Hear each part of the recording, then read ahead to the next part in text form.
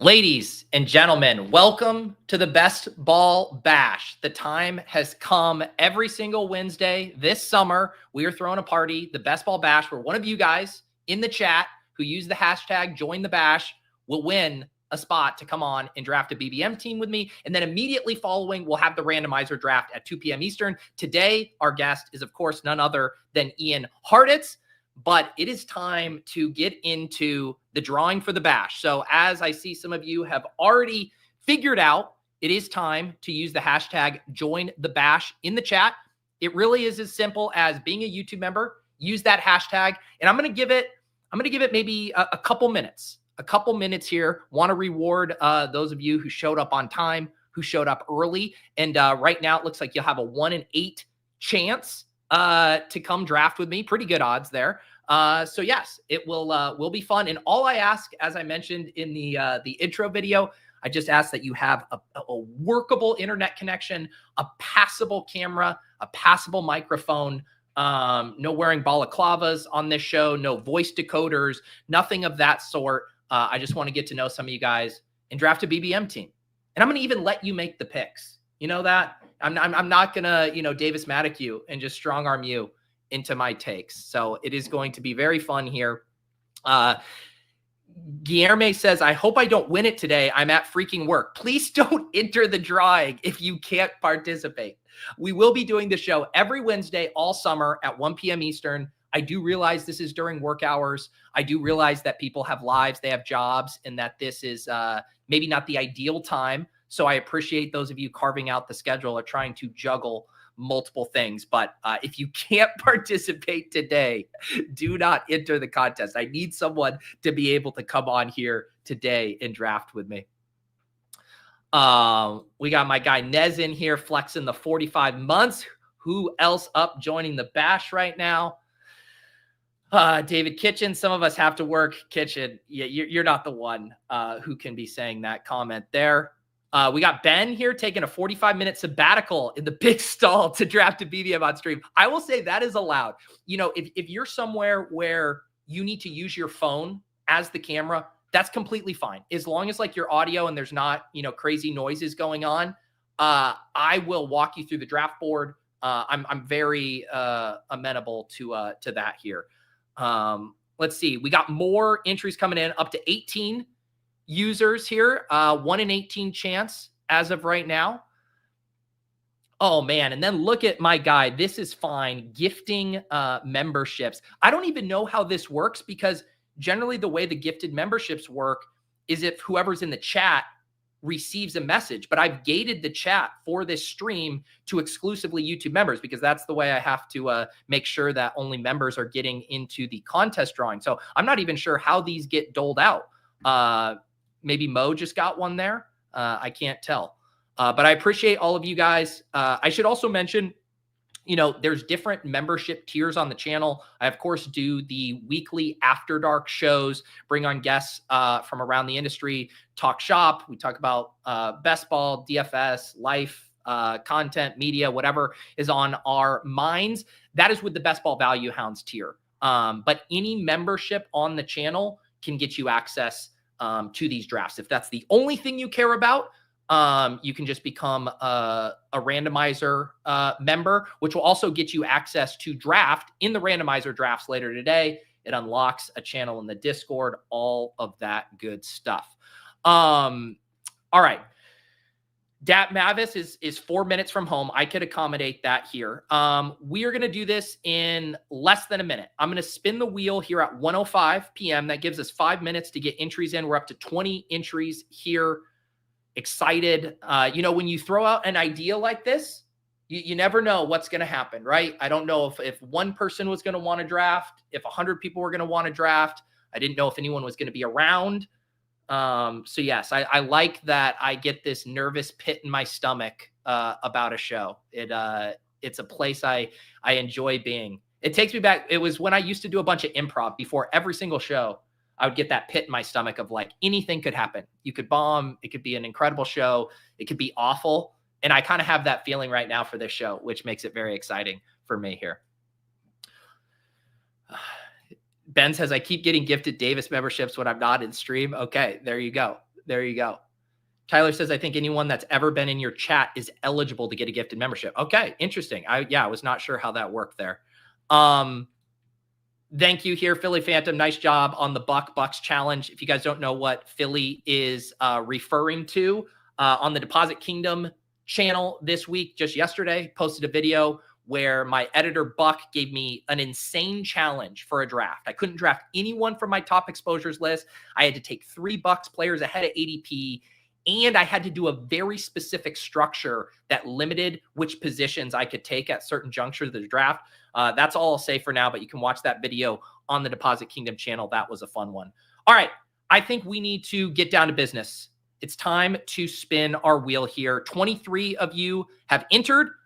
Pretty decent odds there. Like I said, if you miss out this week, do not worry. We'll be doing this every week, every Wednesday this summer. But without further ado, let's see who's going to be our first guest on the channel here for Best Ball Bash. Who do we got? Who do we got? Neil Farley. Awesome. This is great. Neil is someone who has been on the channel previously. We're going to get Neil's like the quality of guest that I would book for an After Dark or a Best Ball stream here. So Neil, you are a worthy winner here of this first draft. I'm going to DM you the link here. Yes, Willis was very close. I did see that there. And let's see here. I will also say this. There's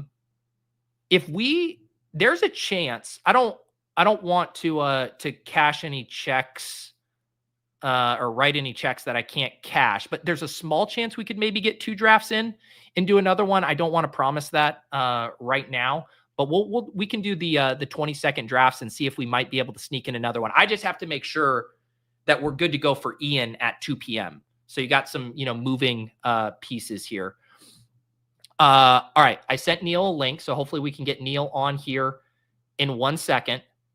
Neil does famously rock a headband, which would be maybe he's running to get his props now. Tyler's wearing a blue tank.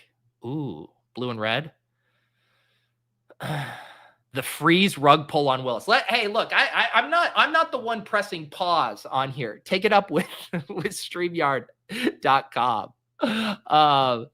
Ben says I got dressed for this. I do actually have to make sure Neil is good to go. Neil, can you confirm in the chat that you're hopping on here? Fortunately, we have lots of alternates ready to come in here. See, these are the things that we're going to have to figure out as we go. How long do I give the winner of the contest the ability to hop on here? I'm trying to find Neil's join the oh, there he is. Okay. He was at 1:01 p.m. Neil, are you good to go for this draft? I sent Neil the link. I have not heard from him. I'm going to give him. That's even more generous than I was. I'm somewhere in between the 24-second and the 5 clock. I'm going to give him 2 minutes. I'm going to give him 2 minutes here. Neil, I swear to God, if you just hopped in the chat. Oh, no, he's here. He's here, folks. He's here. Neil, we were really worried that you ghosted us for a second there. No, just took me a second to kind of get a few things in order. Wasn't 100% ready because I didn't actually think I would get picked. That is the thing about it, where it's like, yes, your odds are technically low, and I am asking a lot of people to also be prepared to hop on in relatively short notice. So thank you for making this new show idea not a flop. We at least got a real human being from the chat on, one that I know and like. So this is really a beautiful pilot episode for me. Yeah, no, it's very cool. I thought it was a neat idea. Plus, this is probably one of the only weeks where the time would really work for me. So pretty ideal that it worked out this way. Look at that. You just hit it and quit it. One and done, Neil. For people who don't know, when was the last time? Did I have you on to draft a Best Ball Breakfast team? I know you've been on the channel before. I'm not sure.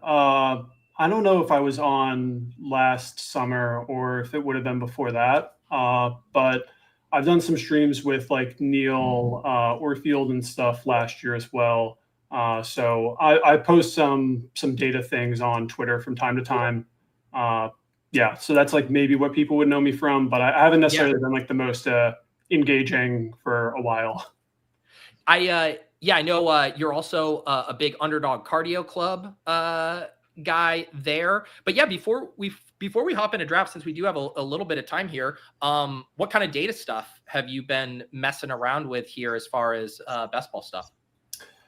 I've been trying recently to look at a couple of things about like specifically, we have a lot of talk frequently about how like rookie players often have these like later season breakouts and like jumps and stuff. And I've always kind of taken that for granted. So I just kind of have been trying to look into that recently. Haven't really come to like a full conclusion on it at this point. I definitely like intuitively think that there is something to it, but frequently for a lot of players, I think that can get like overstated where you're dealing with a lot of first round picks now who play every snap from like week one. So like one of the reasons that I always didn't really like the arguments for Marvin Harrison last year was about him like being a good like late season hammer, and like he's going to play all the snaps from week one. I didn't really necessarily think that the odds of him getting like substantially better were like as pronounced as a lot of other people thought it would be. Yeah, that's an interesting thing too, just with like that rookie dynamic you're talking about, where it's like the rookies have obviously gotten more expensive on Underdog over the years, but we've also seen NFL teams more willing to embrace rookies earlier too. So it's like, is it an overreaction, or is the market actually kind of moving in tandem with NFL trends? Yeah, exactly. How many drafts deep are you so far this year? What contests have you been playing and enjoying? Probably done like 30, maybe a bit more than that, but it's been like a cross contest. So I've probably done the most weekly winners at this point. Nice. And then just done some cardio clubs and a few like random drafts here and there. I just think weekly winners is kind of fun. I get that it's probably not like the best contest maybe to like realize some of this stuff, but I think it's the most interesting format to me. So I have fun with that one. Yeah. And then I'm in New York, so I wasn't able to draft for the first like couple of weeks. I went to New Jersey to get some in. But so you say you're in New York, and we just heard the sirens. This took me back to podcasting with Karain when he was based in New York, and the sirens were basically the third co-host on Ship Chasing for a long time. So as everyone says, the best ball FBI are out for me. The draft police. Neil, do you have any outstanding warrants? Anything we need to be concerned about midway through the draft? No, I mean, I might be able to pull some strings if someone comes on to us. I used to be a volunteer firefighter, so I have some connections in that area. Volunteer firefighter, man, you just keep getting more and more interesting as we go. What did that entail? How did you get that gig? My dad used to do it, and so like my siblings did as well. So I followed in their footsteps. Just like growing up in the suburbs, we don't have like a full-time fire department, so it's just volunteers who go to the firehouse, help out, and do whatever they can. So I started doing that in high school, and then over one summer, I went to the fire academy for the summer and got like firefighter certified. Wow. Do you think firefighters, obviously they have, lots of downtime, in between, protecting our cities. Do you think it would actually be a good profession to be in best ball drafting? Like, would you be able to rip some best ball drafts while you're waiting for your next assignment? I'd be skeptical about that, but you do have a lot of off days, so you can really rip them in during those times because you'll be working like 24 or something. Yeah. Yeah. See, and also fire stations famously have pretty good weight rooms there too. So I feel like you could marry that with a little Underdog Cardio Club. You're on the big time. Yeah, there you go. Yesterday on the Swolecast, we were brainstorming alternative career choices for Davis if the whole touting thing doesn't work out. I think firefighter might be the move for Davis there. Although it takes a good amount of school to get certified, doesn't it? Yeah, it depends on what state you're in and stuff and what you have to do, but it would take you have to take a few courses. So I took the first one. Like I'm certified to like go into fires and stuff, but I would have to take an additional intensive course to be able to like apply to fire departments. Gotcha. Okay. All right. Well, let's see what kind of fires we might have to put out here in a best Ball Mania draft. I'm going to do a 30-second clock for us. I want to be able to have time to kind of discuss some things here. We need 4 people in this draft. If any of you guys who cleared out your schedule for the next 45 minutes here would like to draft, we snap filled. What have been some of your kind of early takeaways from BBM drafts? Maybe the board feeling different from previous years or anything that's jumped out to you?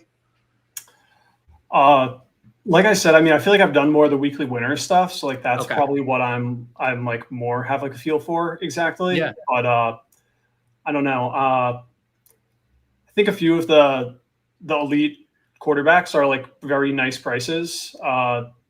People always like, seems like a lot of people like in the community are more interested in the elite tight ends like year over year, but the elite quarterbacks are like very consistently good picks.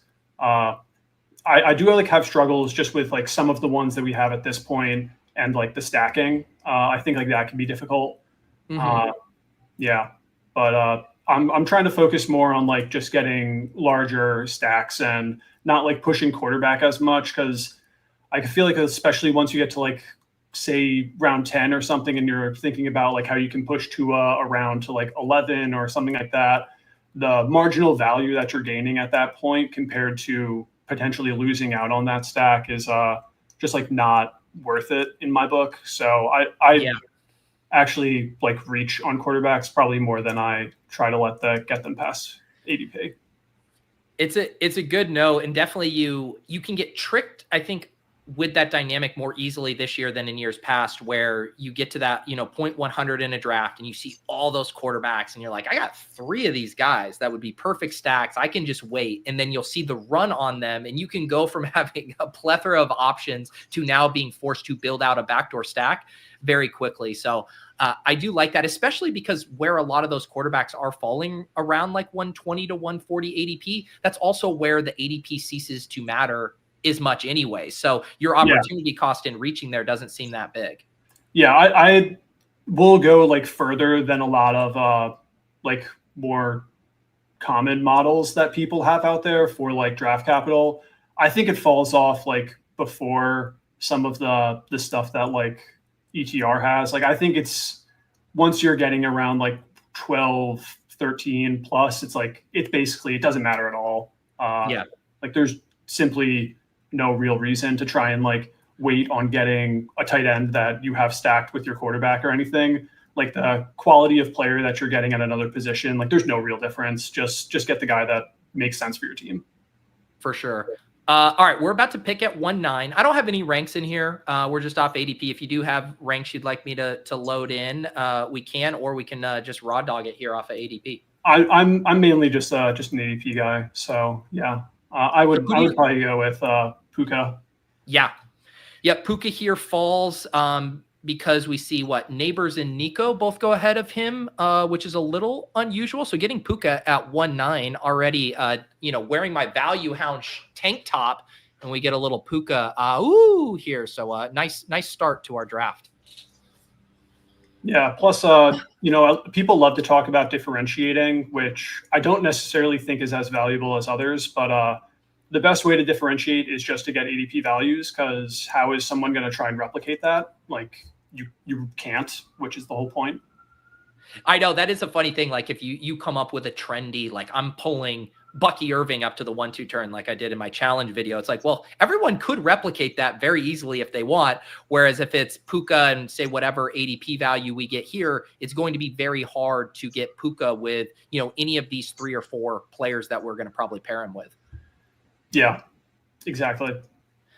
Yeah, I've definitely been embracing that a lot, especially when I was doing like the puppies right before they close. Like I'm so boring. I just take the best ADP value in the first 3 to 4 rounds and just know that it'll be relatively unique here. You talked about the elite tight end thing. Bowers, AJ Brown, Achane here. What do you like with Puka? I don't have like a big preference. I'd probably be between AJ Brown and Achane for me. Yeah. Good with me. Do you have a preference on either of those two as far as get the running back or the wide receiver? Not really. If you have one, let's do AJ Brown again, just for that thought of maybe it's a little harder to get Puka with AJ Brown with their ADPs, whereas maybe Achane I think lines up maybe a little more where that's fairly common. Yeah, I think they're both nice. Probably not like a big difference in that way, but yeah, Achane is a player that I was not very into last year, but I think sets up very well. I kind of think he should be probably a little bit more expensive. Like last year, I was just skeptical that he would ever see the workload required. And it was like the total opposite, where he saw a ridiculous workload, but the efficiency was just horrific. So, if he regresses with some of that efficiency, I think that he really sets up nicely for this season. So that's a player that I'd probably like to be overweight on. What I know you said you've done more weekly winners than Best Ball Mania. What are some fun ways that you're approaching weekly winners this year? I know you enjoyed watching that show I did with Michael last year too. Yeah. Kind of shared his data and how he was approaching it. I just think like the structure that you can take is like pretty interesting in the way that you can go like even more extreme on a lot of these things, where like you can presume that, if you take like 4 early wide receivers, like you can probably just end up with like 5. And I think that's like very viable. That's maybe not like the optimal way to go most of the time, but like I think that's acceptable if like you end up in a position where you think that makes sense.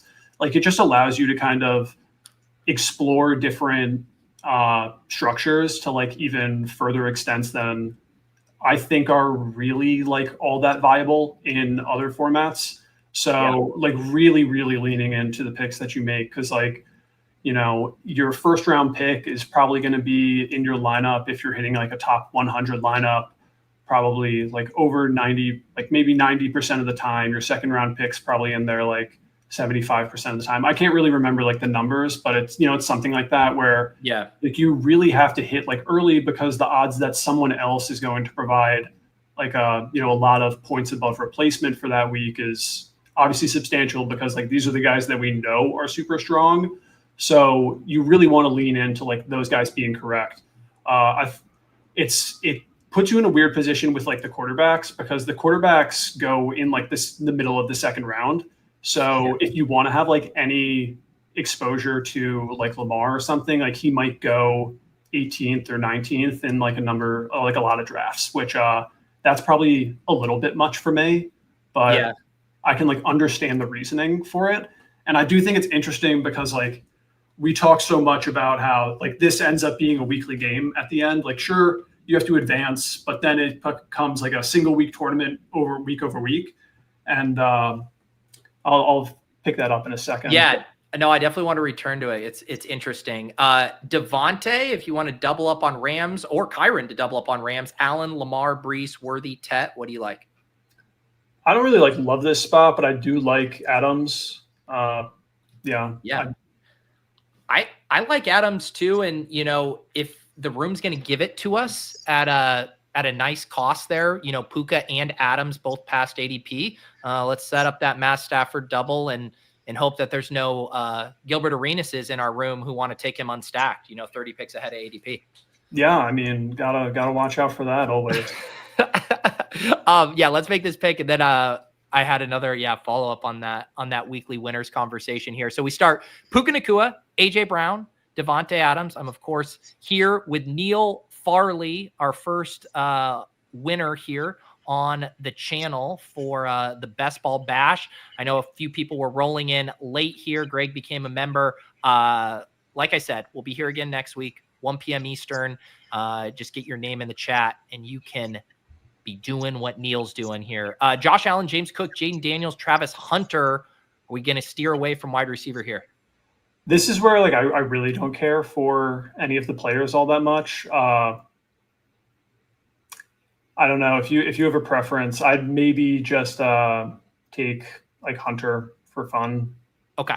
Yeah, hey, or Williams if you want. I think either one. Hunter's fine. Hunter's fine. Okay, we'll do. I'm not used to the 20-second clocks all that much. This is 30. I did 30. This is 30. Okay. Yeah, I wanted to give us a little extra time here.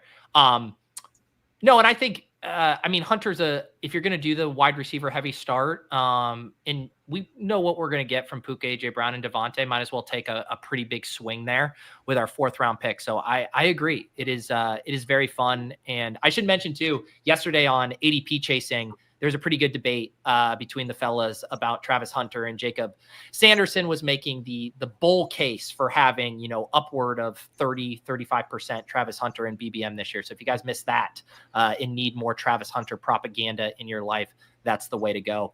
But on the weekly winners thing, like it does make sense that what you were talking about as far as pushing to extreme strategies. Like the whole thing we're building in these BBMs is we have to build these structures that are resilient to these, multiple different, time frames of the contest. Where weekly winners, you're just playing for 1 week. It actually lessens the resilience you need in your roster in a lot of ways.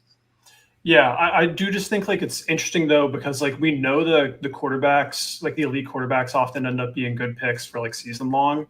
And in the format as well though, where like we're just caring about like each week individually, like they get pushed up like way higher into being like 2nd, 3rd round picks, where like I just think like it's an interesting dynamic where like we talk about how like the individual week is really like all that matters at the end of these tournaments. But like in the weekly winners, where like each week individually literally is all that matters, they go like way higher. So I don't know. I just think like that's a interesting divergence between tournaments. In weekly winners, do you find yourself getting heavy on specific player exposures, or are your structures determining so much that you're pretty spread out? Not super deep where I feel like I have to worry too much about exposures at like this point, but definitely like some teams and stuff that I think are like good prices, where like I think the environment is like interesting and like wide receiver gets pushed down. So I think like say specifically, I think the Niners and Green Bay, I think are both like really interesting teams to make consistent bets on. It's really easy to get like a few guys on those teams and like stack them up with their quarterback, where if the quarterback goes off, you're pretty confident that like one of these skill position players is coming along for the ride. So I find myself with like when I'm running out of stack options or something, just like throwing on a Golden, a Reed, and then tacking on like Romeo Dobbs or something, even though like he's not necessarily the most like sexy clip. Yeah. People probably don't think of him as like weekly upside, but he plays in a good offense and he plays a lot. Sometimes that's all you need. Are you ready for the sweat? Do you see the sweat we have right now? I'm aware. Yeah. Okay. Yeah. We got it. That's kind of why I didn't really want to go. Yep. With quarterback earlier. It's just because when you take AJ Brown, it kind of puts you in that position to like try to see if Hurts comes back to you. I do think like Josh Allen would have been a good pick there, but I quite like the Hurts stack. Yeah, so we do pull off. Hurts falls to us at 57. We get him with AJ Brown, and I know, Mr. was saying feels like a Josh Allen team, knowing you will have Stafford late. But I think even if you have 35% chance at Hurts coming back, I think you pass on Allen for that chance, knowing that spending the Allen and Hurts there would not be ideal and kind of would force you away from that. So I think it's worth the push. All right, Neil, we're about to pick here at 6-4. We got Hurts, AJ Brown, Puka, Devontae, and Travis Hunter. Rome, TreVeyon Henderson, Jawan Jennings, James Conner, Debo, Judy, Laporta. Anything stand out to you there? I'd go with one of the top running backs, either Henderson or Conner. Do you have a preference there? I don't see any correlated angles we need to really worry about. No, I mean, I'm also not really worried about the week 8 bye stacking with the receivers or anything. I think it doesn't matter between them. So we have Henderson. Yeah, if no strong preference, we can default to the slightly earlier ADP the year. TreVeyon Henderson right at ADP. How do you feel about some of these rookie running backs? Obviously, Omarion Hampton going fairly high. Henderson, is this a guy you're expecting stuff out of right away, or someone you're just kind of playing as an expensive playoff hammer? I'm kind of like still feeling that out for me personally. Like, I'm not really sure exactly what I should be doing with some of these guys yet. Like, I do kind of think like RJ Harvey's gotten a little bit too expensive in my book. Like, I really like Kenneth Walker and Chuba Hubbard as options before him personally. Like, I just think they both have very like locked in and clear paths where anything going against them is very difficult to foresee. There's always just the off chance that like a rookie isn't exactly what the team had hoped of him. So I'm a little apprehensive on that. As for Henderson, I think like they do seem to like talking up Stevenson, and I'm maybe just like slightly less optimistic than a lot of people seem to be about the Patriots being like this newly found great team this year. I'm not fully sold, so that's where my trepidation comes from. Yeah, I certainly do not think Ramondre Stevenson is going away. The way they have talked up TreVeyon Henderson so far of just his ability to perform well in pass protection in the third down stuff, and then just also how electric he is and how he's been, the fastest ball carrier there. That gets me excited about like, all right, there's a built-in role for him to get on the field. And then there's the chance for efficiency there. But I think in my heart of hearts, I still view Henderson as more of like a second half of the season play. And I'm really not expecting a ton of like high end scoring at the beginning of the year. Yeah, I think that's like probably the right way to think about it. I wouldn't expect him to come in and have like one of the highest RB rush shares or something in like week 1 and stuff like that.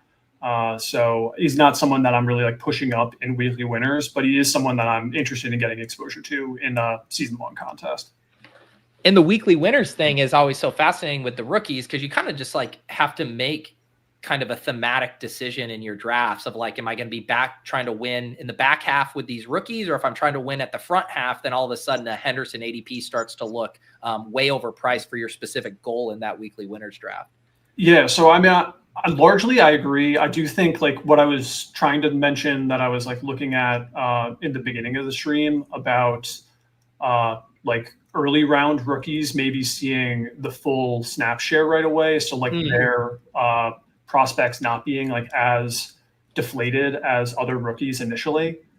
Yeah. All right. We're on the clock again. Yeah, Caleb Johnson, Jaden Reed, Pollard, Ayuk. I don't see anything we need to do at quarterback here. What do you like? I probably like taking Ayuk, honestly. Yeah. Yeah. I just really like getting a piece of that offense. I think that, the lower prices this year, I'm very confident that San Francisco is still going to score a lot of points. I love having exposure to that team, and being able to do it at very cheap prices relative to previous years is something that I'm pretty much always going to buy in on. Yeah, and almost similar to kind of the thought with the Hunter pick, when you have a Puka, AJ Brown, Adams up top, we can take some pretty big swings there. I like it. So we now have our quarterback Hurts. We got TreVeyon Henderson at running back. We got our 5 wide receivers here: Puka, AJ Brown, Devontae Adams, Travis Hunter, Brandon Ayuk. It's Neil Farley, first guest on the Best Ball Bash here. We're about to pick at 8-4. We'll see what Chris does in front of us, but right now we got Pollard, Cooper Kupp, Pacheco, Luther Burden, Jonnu, Higgins, Scatabo. Anything in here jump out to you? I'd go Pollard. He would have been someone I would consider with the previous pick as well. Just another guy that seems like he has a pretty clear role, and I think that's more locked in than some of the coaches are letting on with the talk about Spears still being a part of the offense. I'm sure he'll play a role, but Pollard was really the guy that they fed last year, even while he was like not practicing most of the week because he was somewhat injured. And, with, less RBs on this team than I typically have at this point, he's someone that I think is kind of nice to have locked in right away. Yeah, he pairs really well with Henderson too, just from that, you feel pretty good about Pollard's workload right out of the gate. And I know Tyler was asking me where my woos were for Jalen Hurts, 7 picks past ADP. And now we just got Pollard a full 9 picks past ADP. So here you go, Tyler. Oh, Neil, do you have a howl in you for the value hounding that we are doing here today? I can. Hopefully none of my neighbors mind, but I can go. I'll do it the next time we get a nice value. I like it. Yeah, let's let it'll be organic. I need it to be primal. I can't have it be staged. I need it to just come from a guttural level where it's your only possible reaction to getting a player past ADP.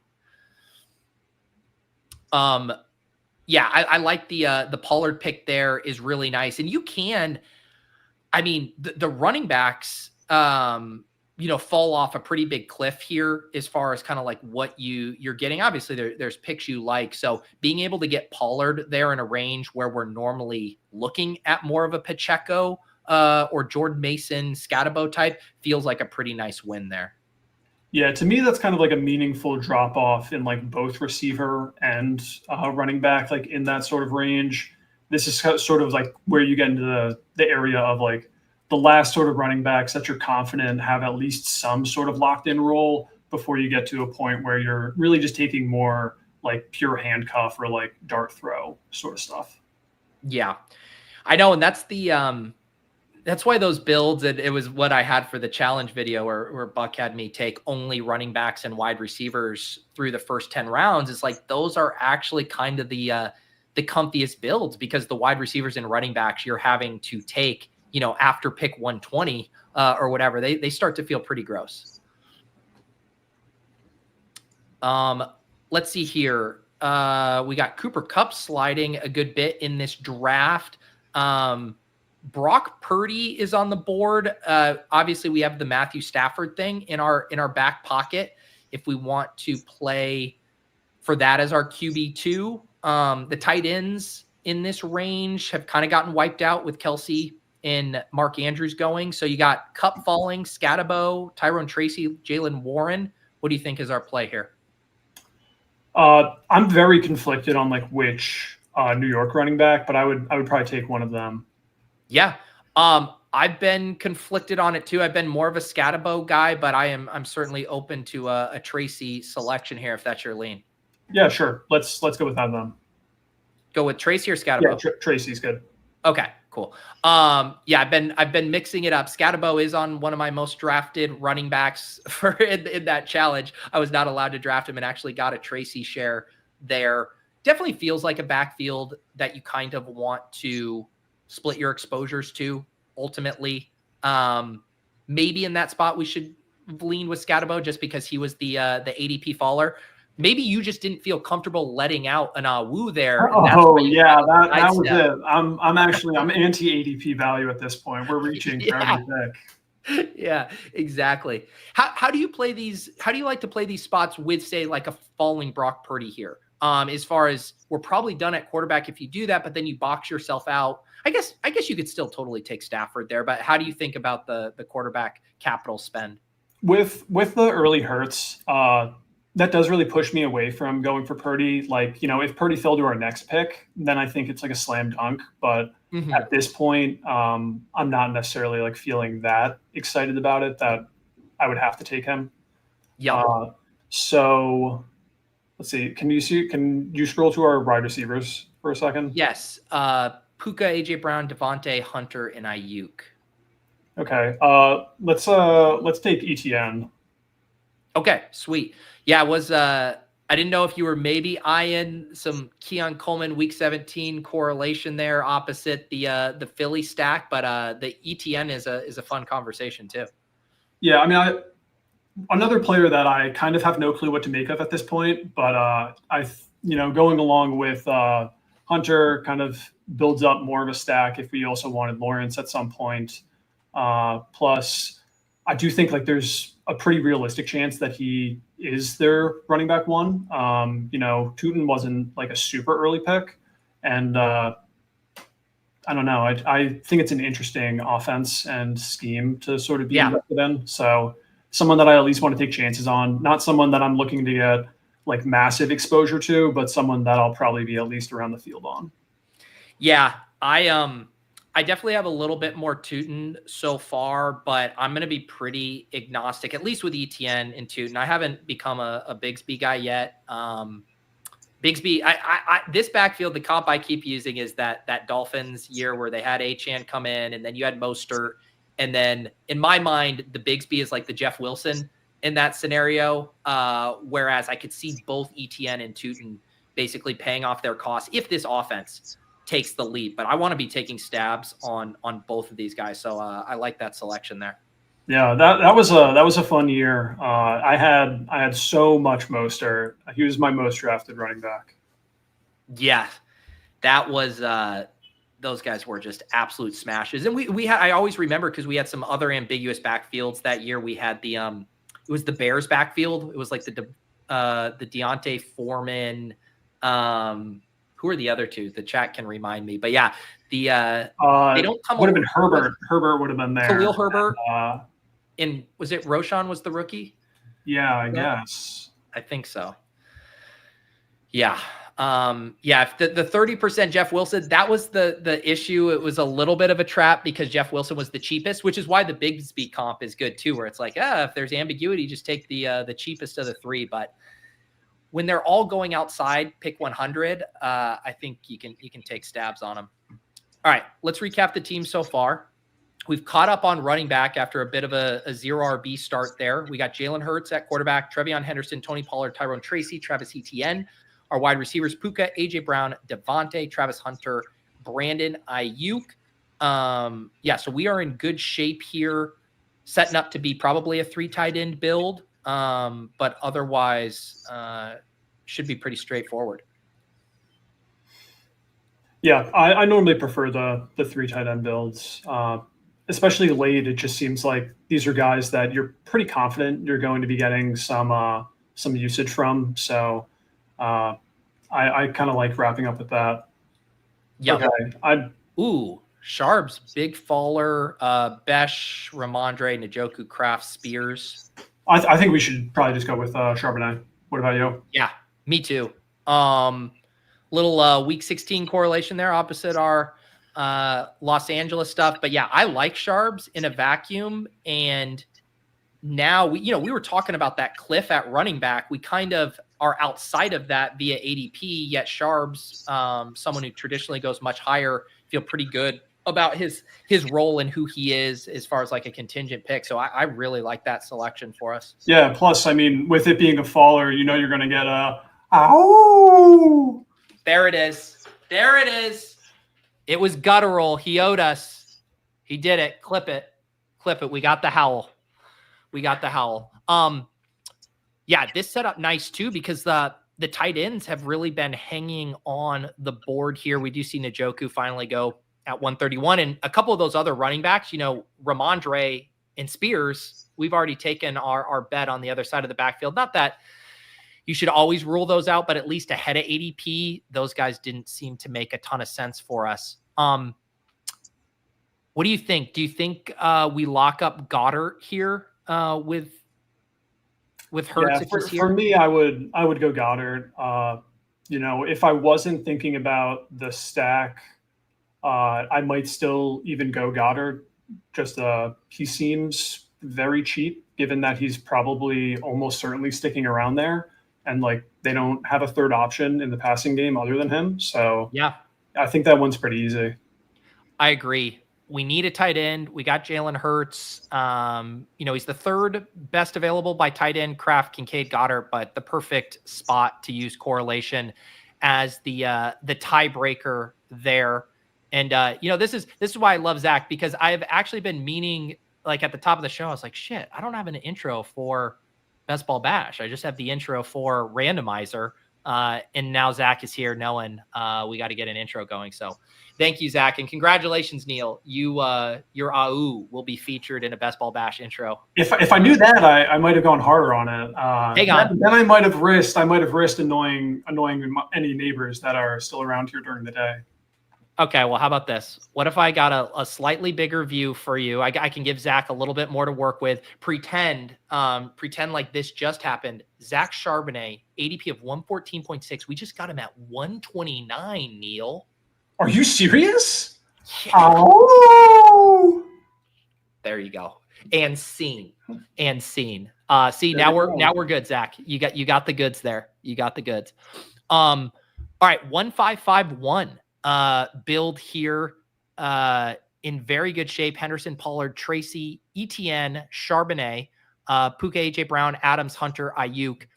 Where are you at? I believe you participated in the great week 16 versus week 17 wars of last year, which just even saying that makes me nostalgic for last year's debates where we're actually talking about like, I was going to say where like seemingly people got annoyed about something with like a little bit of substance. Yes. Like, nice to reminisce, but here we are.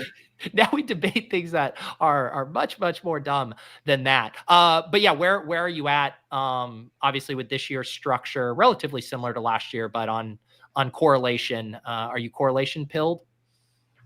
I think like probably a number of people that like talk about it a lot, probably like overrate how much it matters. Like I think a lot of other things probably matter a little bit more. I think it's kind of nice though, like when you are kind of, between two players, like it's a good tiebreaker because like why not use something like that? There's no way that it hurts you. That's kind of where I fall on it. Like I'm not going to use it to really be making major decisions or like push people up the board in big ways. I do pay attention to that stuff probably a bit more in like weekly winners when I'm trying to like stack specific weeks or just like make sure that people don't have buys on weeks that I think I have like a good chance of taking down. But it's nice. It's not something that I'm overly focused on. I don't really know the week 17 schedule at this point. I have it in like a spreadsheet, but most of the time I'm not looking at that. So Ray Davis is the faller. Speaking of week 17 bringbacks, the guys behind us all have one quarterback too. So I don't know how fast and loose we want to I would just take him because I don't really care about any of the players that are going right here. Yeah. Unless you really feel passionately about getting someone that is available, I would just lock it up. No real reason to fight that. Yeah, it would be, I mean, you started the show by saying you have no problem reaching for your quarterback. So for me to make you push Matthew Stafford there would seem like cruel and unusual punishment. I will say I was intrigued by the Ray Davis fall, both the ADP value, the week 17 bring back, but we also had caught up at running back in a way that I don't think it was a necessary selection there. Yeah, I think if we had 4 or less running backs there, I might have been with you on the Ray Davis pick, but without that, I'm probably like with the 5 running backs, I feel pretty comfortable like with those running backs heading into the season. So I'd probably look to focus on other positions at this point. Yeah, so we're about to pick here. We got a 2-5-5-1. A lot of yellow actually on the board here. Would you want to get a 6 wide receiver or swing over and grab like a second tight end? I'd probably look for a receiver at this point. I kind of like Dobbs. If you think that Johnston is interesting, or if you think him or Noel are interesting, that's fine with me too. But let's go with Dobbs. I have a lot of Noel here. I think Dobbs is a solid pick here. Probably less risk of any of these guys. I've been thinking about QJ a lot recently, where it's like he finished strong last year at that massive target game. But then like drafting Trey Harris feels like a pretty big shot across the bow as far as like how the team feels about him. So he strikes me as someone who could have a couple spike weeks, but the chance of like a breakout here is probably low. And so if you're then just drafting a role player, I'd rather draft a role player in Romeo Dobbs, who we kind of know exactly what we're going to get. Yeah, that's totally reasonable. Not someone that I think is like a slam dunk or just like wildly mispriced, but someone that I think is like, likely a moderate win in Johnston.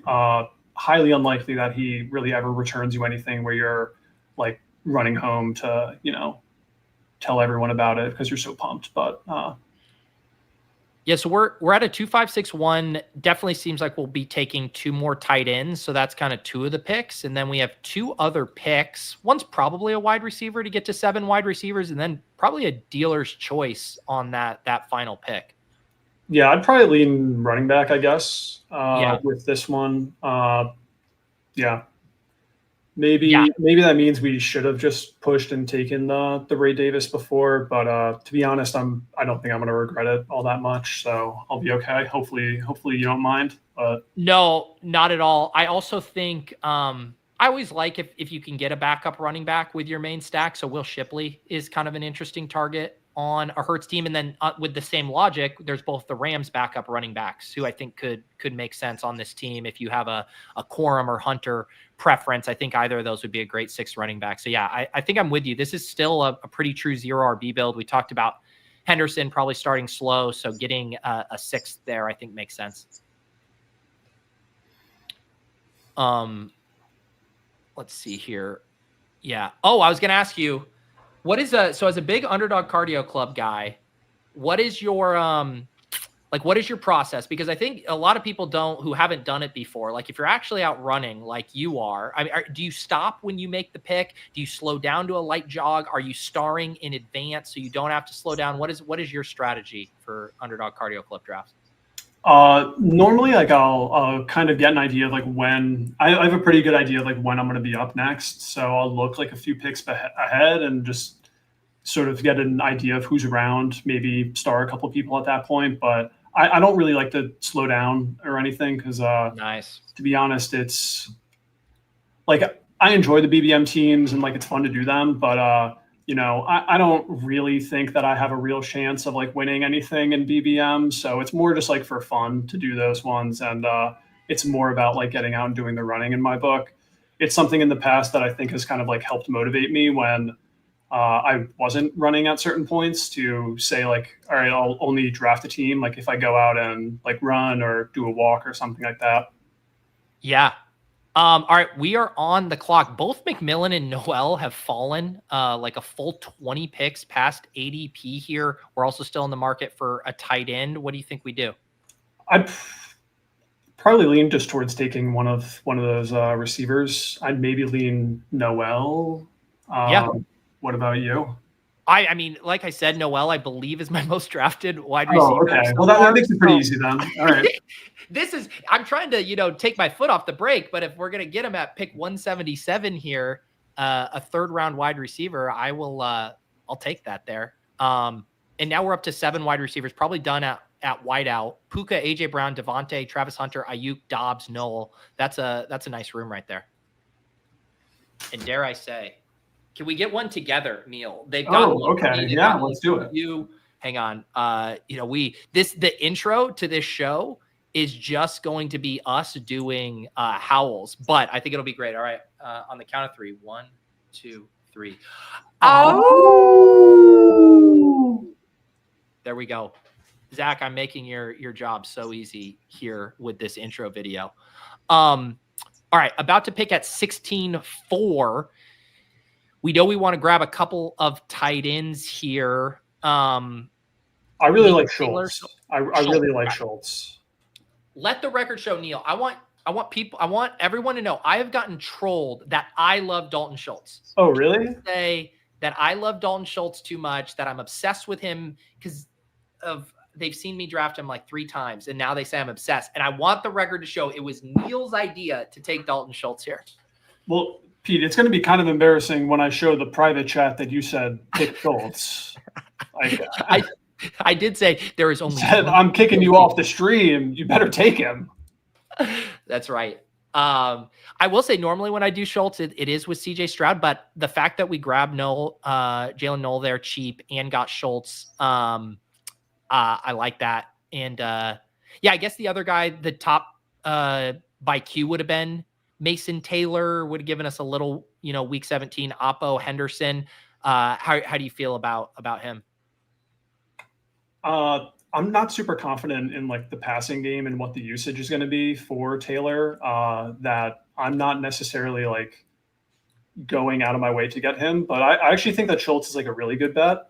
It seems like he's certainly going to get like a lot of routes on the Texans, and with the new coaching staff, I think there's more like upside for a heavier passing attack and like just more uncertainty that can kind of benefit Schultz. Like he's a guy that was going higher last year, and people were so much more enthralled with the Houston offense last year that like all of that luster and shine has really come off of the team. But I still think like we've seen upside from CJ Stroud, so like we should still price some of that in. And as like one of the last tight ends that you're really has like a very clear like tight end one role on a reasonable offense that could be very good.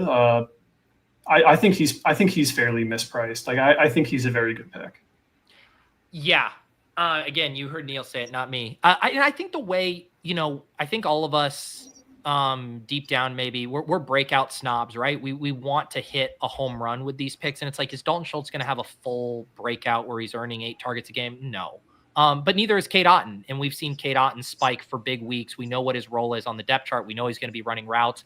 And I do like the idea of, if you are betting on a bounce back offense, like the tight end comes along for the ride. When the offense is rolling, the tight end is mixing in there. Maybe it's not reliable production. Maybe it's pretty spiky, but the game we're playing is very favorable to those kind of spikes. So you don't need to sell me on Dalton Schultz, but there is a portion of the community that needs to be sold on Dalton Schultz. So assuming we're going like running back tight end here, we do have a, Blake Corum is here. If we want to do another thing there, people were talking about Woody Marks in the chat. We got both of the tight ends for the Rams. If you have a preference on like the Ferguson Higbee stuff, lots of different ways we could go there. Is Hunter still around? I'm pretty sure he went. Yeah, he went. Yeah. Can you get rid of tight end for now? Yes. Yeah, I'd probably just go Corum, I guess. Yeah, it got pretty gross at running back, and Corum gives us another Rams bet. So I think that's the way to go. We lost out on Shipley. We lost out on Hunter. It's probably the right move. Yeah, Hunter went pick 189. Shipley went 180.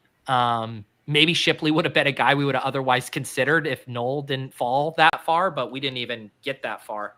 Yeah, Shipley and Lloyd are like kind of some guys that I like taking in that range because I feel pretty good about them being the backup at this point relative to other options. So they seem sort of like towards the end of like the guys that have more clear backup status compared to like, taking Jordan James or something where it's truly just like a dart throw. Hopefully he gets that job. Yep. So we got our last pick here. I think it's a tight end. I don't know your thoughts on Higbee by ADP. You're looking at Theo, Arroyo, Noah Gray, Conklin, Taysom Hill, Komet. What do you like? I'd be either Higbee or Theo Johnson, one of those two. Yeah. I've seen some people trying to get me on Higbee a little bit more. I kind of like these big team stacks. Let's do Higbee. Yeah. All right, Neil, I'm going to read off this final team here, and then in about a minute, we're going to be welcoming Ian Hartitz on for the randomizer. So if you joined us for the first half of Best Ball Bash, make sure you guys stay tuned for the randomizer. The wheel is locked and loaded, and we got a lot of fun prompts on tap. But Neil, my inaugural guest here, great conversation, and I think a pretty good team here. Jalen Hurts and Matthew Stafford at quarterback, TreVeyon Henderson, Tony Pollard, Tyrone Tracy, Travis Etienne, Zach Charbonnet, Blake Corum, our 0RB room. Puka Nacua, AJ Brown, Devontae Adams, Travis Hunter, Brandon Ayuk, Romeo Dobbs, and Jalen Knoll as our wide receivers. And then Dallas Goedert, Dalton Schultz, Tyler Higbee, our tight end room. How do you feel about this team? I feel pretty good about it. I'm trying to make myself stack like heavier. I think that you always do a good job at making sure that you stay on the teams that you're really pushing for. And I like sort of putting in more of these builds where you're really attacking certain offenses and saying, if you succeed, then the odds of our team really lifting off is very strong. So I'd say I like this more than like my average team that I draft. I think I do too. I do think all of those AUs like add up. Where you're getting the Hertz fall, you're getting the Pollard fall, the Sharps fall. It starts to feel like you snuck in an extra pick to a 0 RB build that wouldn't necessarily be there. In a typical 0 RB build, this room is pretty strong for making the first selection at pick 64. We get the big Rams and Eagles stacks. I think positionally we're in great shape. Like there's no position where I feel that weak. I like this team, and who knows, maybe a best ball bash 30-second draft room is what you need in 2025. And as we mentioned, Neil, this draft is on me. If it makes it to the finals, we will split any money there. So I appreciate you hopping on. Tell people if they want to follow you on Twitter, check out some of your data work, anything else you'd like to plug. This is your chance to do so. Yeah, well, I'd like to thank you first for just having me on. I think it's it's fun to hop on and get the chance to draft with you. But if anyone's interested in following me or like seeing anything that I put out, it's just going to be on Twitter at FeelGnarly. So it's just my name, switch the first letter of my first and last name, and you can just check me out there. But yeah, I'll probably try and actually start to do a few more things. I've had like a couple ideas that I've been like working on very slightly in the background while I just have other stuff going on in my life. But, it's fun to get back into it fully. I didn't really do too much of the pre-draft best ball. So it's been fun to really get back in the swing of things and have the chance to look at more of this data again. So once again, really fun to be on. Appreciate it. And look forward to watching these in the future. Awesome. Yep. Thanks again to Neil. And if you guys were in the chat but didn't win the drawing, we'll be doing it again next Wednesday, 1 p.m. Eastern. Just use that hashtag join the bash in the chat, and you too can get up here and draft a banger with me. So without further ado, we're going to let Neil go, and it is time to get ready for season 6 of the Randomizer. What's up, ladies and gentlemen? It's the Randomizer. 19, 20, show off. 21, 22. With Rouse White Hoop on. Back from Bleak Cross. I've also never heard of Chard in my life. This team might be the best in randomizer history. Welcome to the Randomizer. Pete, take it away. There he is. It is none other than a man who is in the Randomizer Hall of Fame, has done it every single year with me. Ian is such an OG of this show that the first time we did it, we were on drafters because Underdog had not even launched yet. I was in my mother-in-law's house in her guest room drinking Modelo's, just vibing out with Ian Hartitz. That's how far we've come. Now both co-workers over at Fantasy Life. Ian, welcome back to the show. Great to be back, Pete. 5 years, 6 years? Where's the pack of toys that my dog can destroy again, man? I know. It is crazy. We have grown up. We've gotten married. We've had children. We've worked at new companies. I mean, the Randomizer, it's really a coming of age story.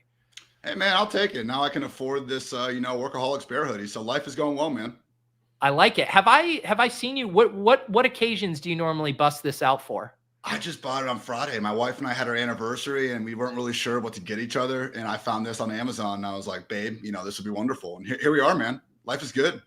It's incredible. Yeah. What is as I get us going here with the draft, what is your diet like these days?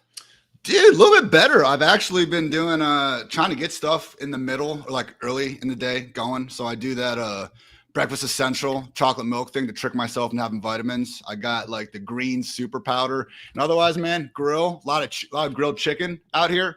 We're good, man. We an ice cream shop opened up near my house. My rule is we can only have that if we walk there. Seems like an appropriate thing to do to try to avoid the LBs. But getting out for the gym, I think your best ball cardio, whatever the hell it's called, has me on a new path, man. All I do is really draft on the treadmill these days.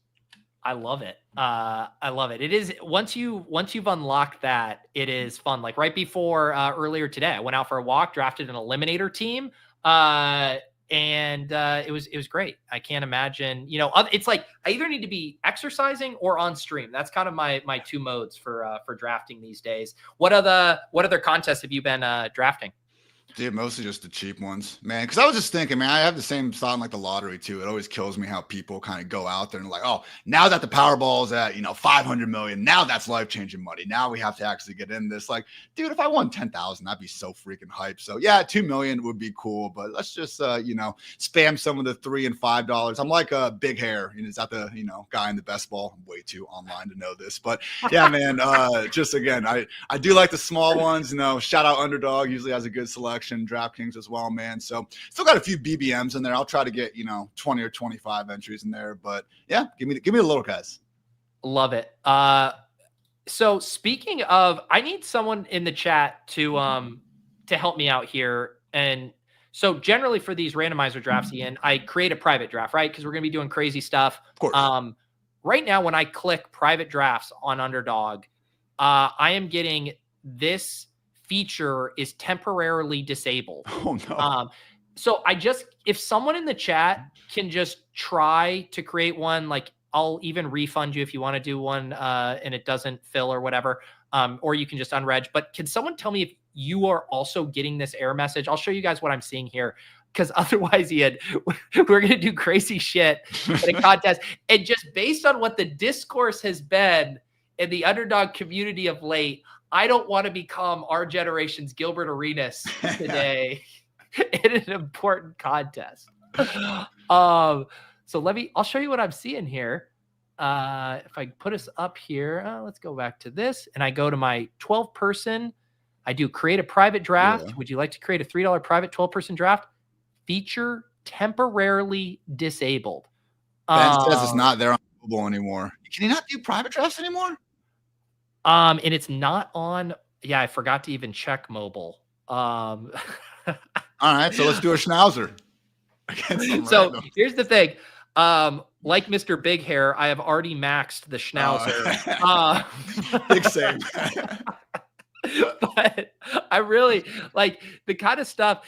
You know what this could ultimately become, Ian, is the most high stakes randomizer draft of all time, where you need to get every single prompt correct so you could draft an actual good team. Dude, imagine the EV for everyone else just chilling in this draft, and they're like, "What the? I might get thrown out." Honestly, they're gonna hate me. I know. All right, let me try once here on mobile and see if I can. Yeah, they don't have the private draft button on mobile here. What's that all about? How about Come on, this? Underdog. How about this? If I enter, this is what we're gonna do, guys. I'm gonna enter the next two of this and push the plane. Okay, so we're good. Everybody enter one of these private, or it's not private, but let's all enter this draft here. So it's a 12-person. We need 9 people. Go.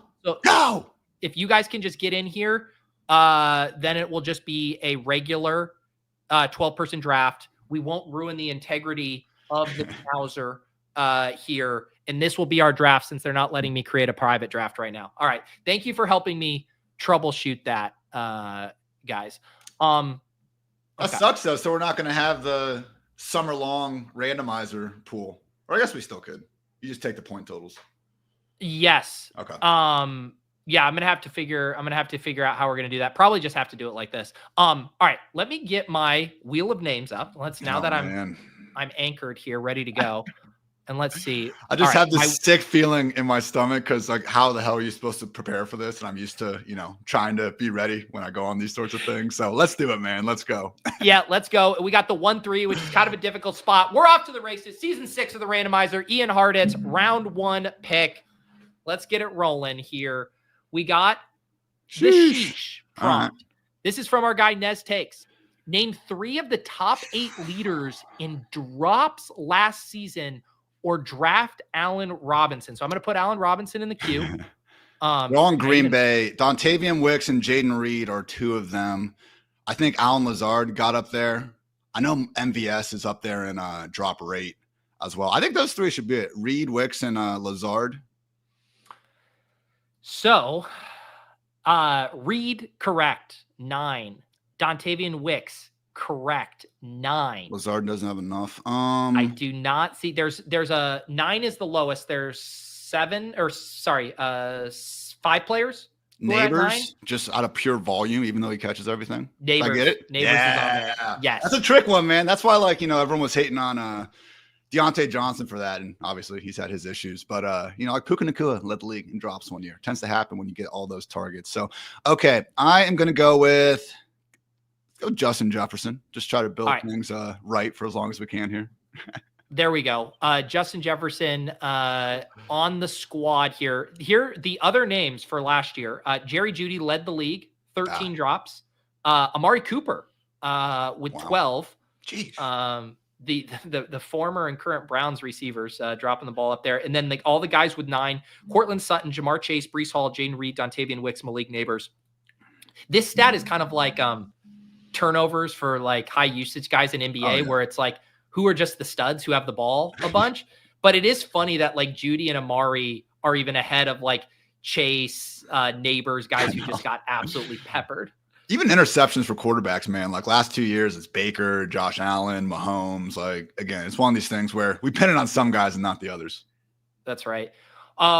You've been working on the team previews, working through that. Do you feel like you're getting a nice grip on what the 2025 fantasy landscape looks like? Yeah, man. It's just a good kind of centering point during this, 6-week period where not a lot's going on. So I always kind of finish that and then go ahead and just readdress my rankings, adjust them, tinker, and do all that fun stuff. So yeah, man, going through it. I'm also, I'm trying to like have almost like when I'm done writing, write like 1 or 2 takeaways from each preview to kind of remind myself, throughout the summer. And I know one of them is like Wan'Dale Robinson, just a complete, low A-dot bitch, for lack of a better word. So someone that, again, I think, you look at the targets, you look at the receptions, you want to tell yourself a story, but, that film don't lie. There you go. Who's your most drafted player so far this year? Jalen Wright, which is kind of scary. Dude, I'm at like 50%, which I know is irresponsible, but I just can't help it, Pete. My God. Yeah. All the outs. They were talking about him on ADP chasing the other day. It's so fascinating because it's like, it does feel like one of those where it could just seem like the most obvious pick of all time, like the backup running back. And then I'm also just like, what if it's Alexander Madison? What if it's Ollie Gordon? Like it feels like those 49ers backfields, right? Where it's like, we know there's going to be a winner and probably 2 winners, but it's hard to know who they're going to be. It could be a 0, but at least it's going to be a 0 in the last 2 or 3 rounds. I'm not paying that Tyler Algier, Trey Benson, or Blake Corn from last year price, because that was one of my issues. I think you've talked about this before, just trying to avoid those outright zeros. I mean, the Corum and Marshawn Lloyd teams from last year really helped drive that lesson home. I know. And it's funny because now we're staring at all those guys. It was like every rookie running back. Obviously, we lost Jonathan Brooks to injury, but, Blake Corum never got his break. Ray Davis flashed a little bit, but never got his break. Trey Benson. Bucky, and that's it. It was just Bucky. Like, and all of those guys, the incumbent stayed healthy behind him. And now you're kind of getting a discount where it's like, oh, we know what Zach Charbonnet looks like when he gets a bell cow roll. We don't know what Benson and these guys look like. And so we're getting a pretty good discount. As you say this, I see a tweet from a Packers beat reporter that says Marshawn Lloyd is in fact with the rehab group right now. I don't love hearing that already. I saw the laundry list of what he was dealing with last year, but man, I thought we were past all that. So that sucks. Again, though, literal like round 17 pick. So not ideal, but it is. Yes. Okay. This is fun here. Oh boy. The elusive man. Put Devin Singletary in the queue. Ian must match 2+ silhouettes of the top 20 running backs by ADP with their 2024 missed tackles force per rush percentage. This is what we're gonna do here. I'm gonna put Singletary in the queue. I'm about to pull something up on screen for you here. Okay. The numbers are here for you. So these are the running backs here.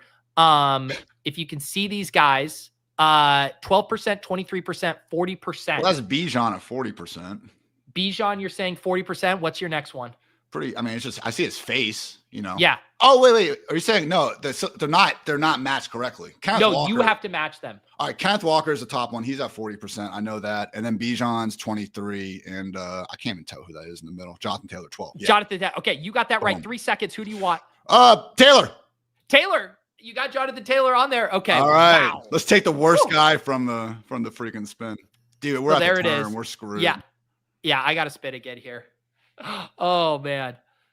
Yeah, Walker's missed tackle rate was crazy. Everything else he sucked in, but maybe it's a good thing to be good at. Yes. OHIO. Okay, here we go. Ohio neighbor, put the next 5 Browns in the queue in reverse ADP order. For each Ohio-based NFL fantasy analyst he can name, remove the top player from Rich the queue. Rebar, Justin Wait, Edwards, Drew Davenport, Chris Allen. That's 4. And myself, Ian Hartitz. That's 5. I got it. Say him again. Say him again. Drew Davenport, Rich Rebar, Ian Hartitz, Justin Edwards, and I just Chris Allen. Okay. All right. There we go. Okay. Who do you want to draft? Let's go with T. Marv. Yeah, Reed, let's go with T. Higgins. Brown? Let's go with T. Higgins. T. Higgins, the slight ADP faller in this room. JT Jefferson to Higgins to start there. Welcome Julian P. New member on the channel. Julian's like, Crutches says we could see their face. I believe you were supposed to be able to see their faces. They weren't in the right order. Yeah, I got confused in that first too. Yeah. Yeah. We have done prompts previously where they're true silhouettes. But these, I think Lou went for a hybrid here. And I do, as always, I got to give a huge shout out to the randomizer production team. We got Matt Wood in the chat. We got Lou in the chat. Nice. These guys just help put the show on their back with coming up with prompts, getting the multimedia visuals, all the fun stuff on here is directly related to their work and their effort. So round of applause for the randomizer team here. T. Higgins, Jonathan Taylor, Justin Jefferson. I feel JT's interest. What's that? It's a squad. Yeah. The JT price is kind of interesting, right? Like he absolutely smashed last year. Do you think it's just people are worried about the quarterback uncertainty and that's why he's not like a 1-2 turn pick? Quarterback uncertainty, and people are still pissed that he dropped the ball before the goal line in week 15. It's like literally everyone's first remembrance of it. Dude, Jonathan Taylor is 5th all time NFL history in rushing yards per game, man. He had 1,414 games last year. Like, he really was nice. And that was with him. Dude, he keeps having these early season injuries. I mean, the 2022, the encore off his RB1 year, had a bad ankle sprain in like September or October, I believe. The next year, he had the contract issue. That was kind of a back injury, and then he tears his ligament. And last year, he had a high ankle sprain like week 4 that he came back from. So the last time we truly saw locked in, healthy week 1, like just actually got some decent luck, was 2021. So I think that spot after Ladd, London, AJB, like I'm taking JT ahead of the next group of wide receivers for sure. Cause I thought that was one of the lessons from last year, missing on some of the round 2, round 3 RBs. Like once you get the wide receivers where you kind of have a question mark, just give me the running back that's going to clear 300 touches with ease and hopefully a decent offense. And the thing, if the quarterback uncertainty is kind of, driving that cheaper price, it's kind of silly because we've seen Taylor crush with either of the running quarterbacks, and that we're basically going to get 2 versions of the same quarterback, no matter who's up there. It's like, Barkley, and wouldn't you say like the offensive line for the Colts is better than even what Barkley had with the Giants and Daniel Jones? Oh, definitely the Giants. Yeah. So, I mean, Daniel Jones, one of those guys, man, where if I had to bet yes or no, is new situation going to bring out these amazing results? I'd probably go no, but he's one of those guys where if someone could speed up that processing by, if they could put Daniel Jones on 1.5 speed, like a podcast, he could be working with some. Same thing with Fields. All right. Next prompt here. President of the fan club. Ooh, this is a good one. Ian must spell the first name of Pittsburgh running back, kick returner, and Arthur Smith, BFF Patterson to prove he is president of the fan club and pick who he wants. Fail, and you have to draft a Patterson. Can you spell the guy we're referencing here? CORDARRELLE. You got it. You got it. Right, Omar in Hampton, Sutton, Metcalf, Zay, Hurts. Give me Metcalf. Sure. Metcalf, come on down. Yeah, it sounds like the RRL is your little trick in your head to get that. I don't know, man. I feel like I just typed it out so many times. I got this down, man. Okay. That'd be embarrassing if I missed that one. Come on. I'd be stripped of my presidency.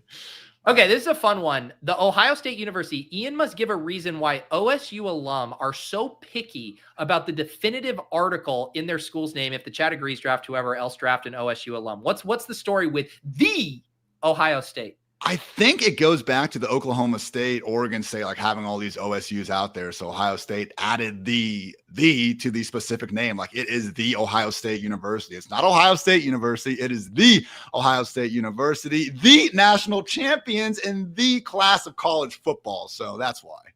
All right, chat, are you buying this? Does that seem like a worthy reason? I feel like we could use that too for like the distinction between Washington, D.C. and Washington State.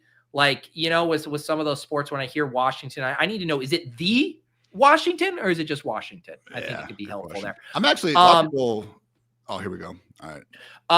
That It's Matt fine. is going to allow it. They're going to say it works. Sold. Okay. Let's go. Amari Hampton. Yeah, let's go Amari Hampton. That's cool. Yeah, a little ADP value for you here. Generally goes in the fourth. You get him at 5'3". For the record, I'm actually, people are always surprised. I am not an Ohio State alum. I live in Columbus. I grew up in Columbus my whole life. So if Ohio State ever plays the University of Chicago, I will be rooting for the Maroons, but that seems very unlikely since we've been out of the Big Ten since post World War II. So go Buckeyes. I feel like I'm still very much allowed to be a Ohio State fan as a Columbus lifer, but yeah, go Chicago too. You know what? Because I don't believe this. So our randomizer production team is so prolific that I think we had 30 prompts and I narrowed it down to about 20. But there was one about your university that you went to. And I actually want to just sneak Jay this in. Berwanger, first ever Heisman Trophy winner. They actually call it the Downtown Athletic Club Trophy the first year. It went to Jay Berwanger. Never played in the NFL because he can make more money as a lawyer. You'll see last year was like Indiana, I think, had like double-digit wins before they lost. And you'll see Chicago get thrown in a couple Big Ten facts every once in a while. So, well, it was close, but I'll tell you what it was. And this isn't an official thing, so it's not going to come up. Yeah. But Ian names the last player drafted from his alma mater in the year they were drafted or drafts a Buckeye. This came to us via Twitter user Ravery92. Last player drafted from your alma mater. I would get, if it's not Jay Berwanger, I don't know. I'm guessing Jay Berwanger in 1936. So according to this, Jay was the first. 1 year later, Solly Sherman was drafted at quarterback. Well, look at that round. How many rounds did they used to have? The best part, I love how close you were on the Jay. You knew about the legend. Man. But dude, what an epic headshot for Solly Sherman here. Look at that dude. Saul Sherman. There he is. Absolute dog. Yeah, dude, our unofficial school nickname is UChicago, where fun goes to die, because they used to make they made kids go to class on the Friday after Thanksgiving. So no more football and all that shit, man. So go Buckeyes. Wow. Yeah, there you go. All right, we're gonna spin again here as we enter the 6th round. Ian Hartitz from Fantasy Life on the randomizer, and I'm glad that I spun a little early because this one is another multimedia. This is called Bangles or Bangles. Ian guesses whether each quote is a Bengals lyric or a statement made by a member of the Cincinnati Bengals. If you get 3+ right, you get to draft whoever. I actually don't know who the punishment is. Producer Matt, let me know in the chat. What is the punishment for this one?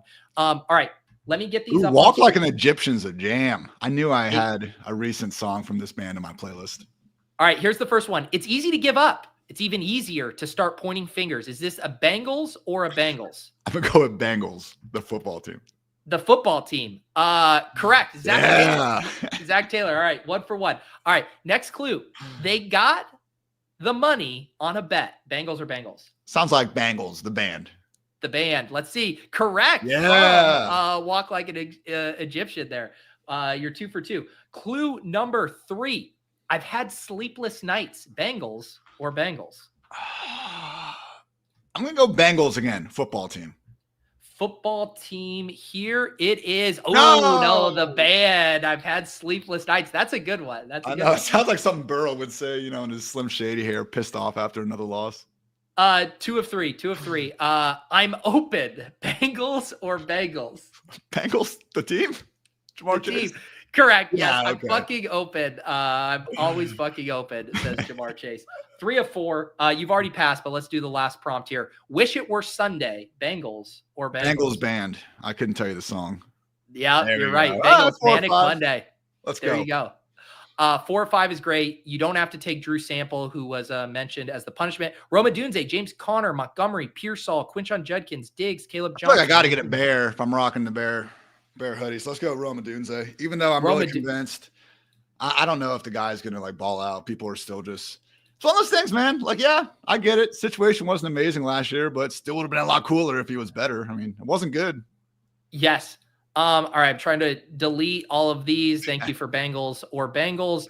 Our prompt. Oh, we got another multimedia here. It's Chard or Chark part 2.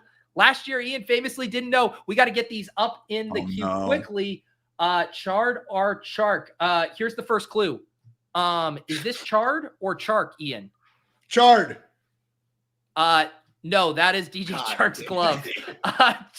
Chard or Chark? Chard. Chard with a D or a K? D. Okay, that is correct. There's the Chard. Chark or Chard here? I'm not gonna lie, I still forgot what a Chard even is. I'm gonna go with Chard again with the D. That is correct. That is correct. You're on fire here. Chark. 2 of 3.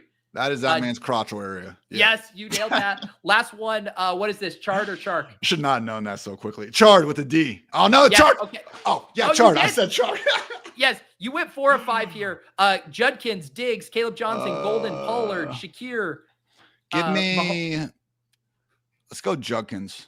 Go Yeah, Buckeyes. Judkins. Okay, there we go. Wow, that was intense. Some controversy on the last one. Yeah, let's go back to this one here. Yeah, there it is. You knowing his crotch from that. This one was good. I like this. Pause. This is like the gold dress or blue dress of Chard or Chark. It's like, what do you see when you see this? Oh man, yeah, I knew that one way too quick. That's on me. I like that.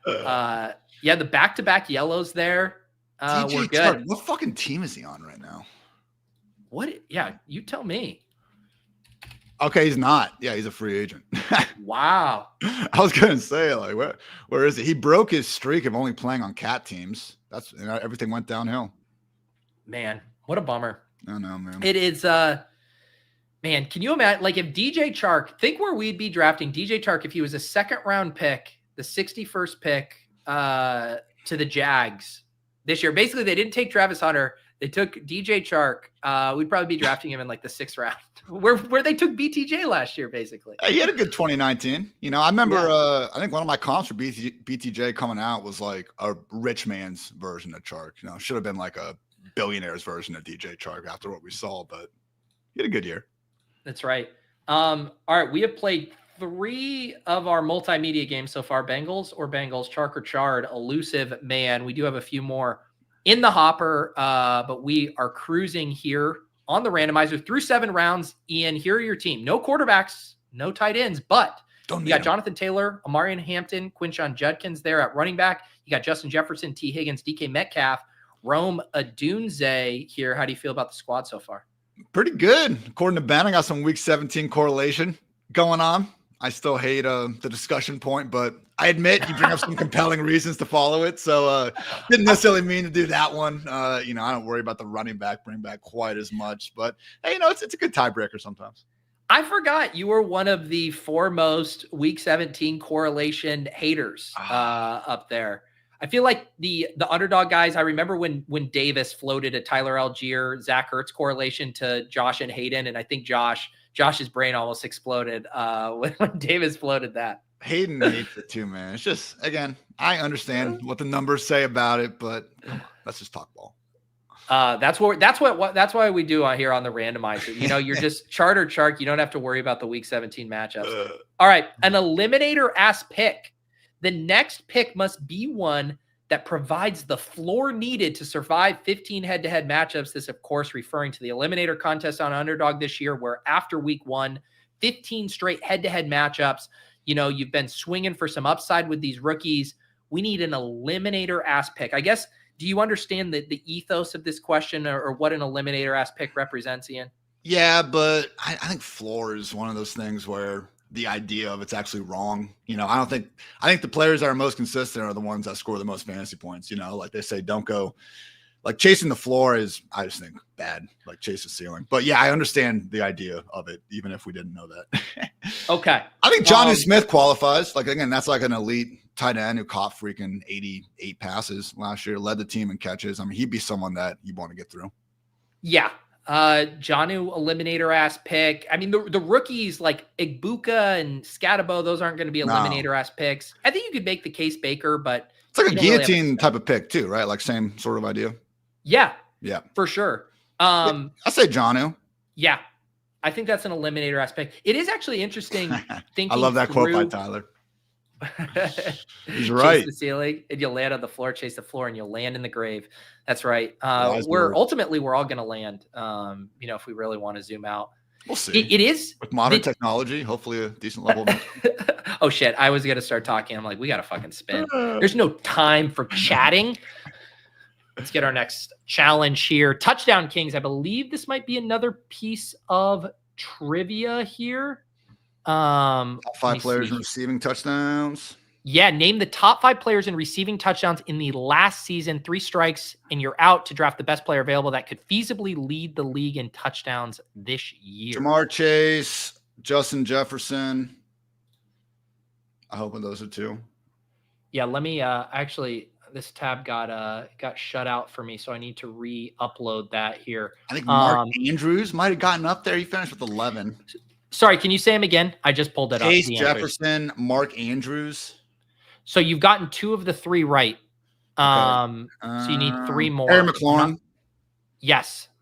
You got 3 of 5. Vikings, Lions. Amon-Ra St. Brown. Did he get enough? Yep. You're at 4 or 5. Rams. Puka wouldn't have gotten there. No 49ers. Best player that fuck. Texans, Colts, tight ends. Yes, you got London. Chase. Not Drake London. Let's just say I'll give you a clue. He's a man known for his yards more than his TDs. Fuck. A man known for his 1,000 yards. Oh my God. Yeah. Nice. Wow, he got there. Still got those games. Okay. All right. Who do you want to draft here? Who do I have? Give me Pittman. Pittman. Okay. All right. There you go. Nice. Okay. Yes. I should have gone Caleb at that point. Trey McBride. Yes. You just keep scrolling and scrolling and scrolling and scrolling until you get to Trey McBride there. Michael Pittman. What are you? We drafted Jonathan Taylor. Like what are you doing with the indie pass catchers this year? I kind of like. I've been getting him downs. I've drafted a good amount of Richardson. It's just a third QB on teams that need one that late type of thing. Not relying on the guy, but I do think it's a pretty decent lotto tick. I've been taking Daniel Jones a couple times just because whoever ends up playing is going to be ranked a lot higher than that. I get the uncertainty with it, but no, Josh Downs is someone that I've taken a lot in this range. I mean, this is just like you see the cliff that happens at wide receiver right around now. I do kind of subscribe to that 5 and 9 idea with the wideouts. So preferably Downs. He obviously went, quite a bit earlier here, but Pittman still had some big years. And I mean, last year, man, that was one of the crazier injury storylines where it was like back injury about to go on IR. And then he ended up playing the very next Sunday. So I think he was a little bit banged up. We've seen a higher ceiling than where he's going currently. I like him. Yeah. It's funny too. Cause it's like, I mean, we're no strangers to the dynamic of like, hey, when's the rookie quarterback gonna, get placed in there? Like the Jackson Dart conversation. That's just like the Drake May conversation from last year. It's like we can wrap our heads around it. I don't think any of us are prepared for the yo-yoing we might get between these quarterbacks throughout the season. Because even last year, I think some of us thought we might get that with the Pittsburgh quarterback situation. And they were considered, it was like, all right, it's Fields and now it's Russ. But I feel like we could see a few different handoffs back and forth with the Colts. And now the guys stayed healthy. They don't protect themselves very well when they're running with the football. So I think that's going to force some of it as well. So I just know Richardson, man, even when he came back at the end of last year, actually had a couple nice comebacks and still put together some good fantasy performances. Again, not been good in real life, but we still seen that fantasy ceiling. All right, this one is called It's Time. Put Jamari Thrash in the queue without naming the player. Ian does his best Bruce Buffer walk-up talk impersonation to introduce the player and their accomplishments to the audience. If Pete guesses the player, draft them. So this is who you want to draft. Okay. I'm going to put Jamari Thrash in the queue. Maybe just wait like one pick just to make sure that you're not going to get sniped here. Tell me when you know the player that you want. Okay. Give me a. No, let's do that next. Okay, I got the player. Okay. All right. Start with the introduction, and I'll see if I can guess it. Up next, it'd be a middleweight battle, but featuring a player out of the University of Clemson, standing 5'11", 200 pounds. He ran a 40 in under 4.4 seconds back in the day. He is a 2-time Pro Bowl talent, Travis Etienne Jr. I wasn't supposed to do that. Fuck. No, I had already put him in the queue. Once you gave me the Clemson, I honestly didn't know that he was a 2-time Pro Bowler. I don't think he is. I think he's okay. I was like, is that true? Then I started to worry that wasn't who it was. Oh, he's 0? How did he not get there for? He got 2 1,400-yard seasons. Pro Bowl's dumb anyway. The Pro Bowl thing, like when we list off, like the Pro Bowl has to be the most meaningless one in there. Who were some of the players that got the Pro Bowl? Tyler Huntley. Bro. Yes. He threw like 2 touchdowns. I still don't understand it at all. Like the quarterback ones are the most ridiculous. If I'm his agent, though, I'm making everyone introduce my client as Pro Bowler Tyler Huntley. 100%. Okay, this is fun. Multi-sport draft league. Ian must do one of the following before the next pick. You have to either show the chat your best performing best ball team from a non-NFL contest, or you have to bring back a piece of non-football sporting equipment, or you have to do jumping jacks. Do you want to do any of these? I don't do non-NFL best ball. Yeah, one sec. Okay, here he goes.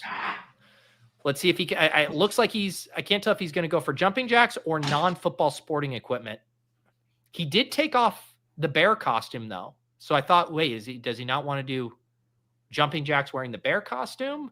Or is he going to come back wearing a piece of non-football sporting equipment? What was the punishment here? Producer Matt, do we have a punishment on this one? I don't see it here. Is he going to make it? Oh, what do we got? We got a baseball bat. Okay, you're back. Najee Harris, Dak Prescott, Loveland, Javonte, Herbert, Christian Kirk. Christian Kirk. Okay, there we go. Beautiful. It's my weapon of choice next to my bed. Yeah, baseball bat. People were there were some people who were thinking you might have gone for the bear jumping jacks there, but you actually used that as an opportunity to shed the bear outfit. That thing gets hot, man. No joke, but I do love the look. Can't wait to wear out some tailgates next year.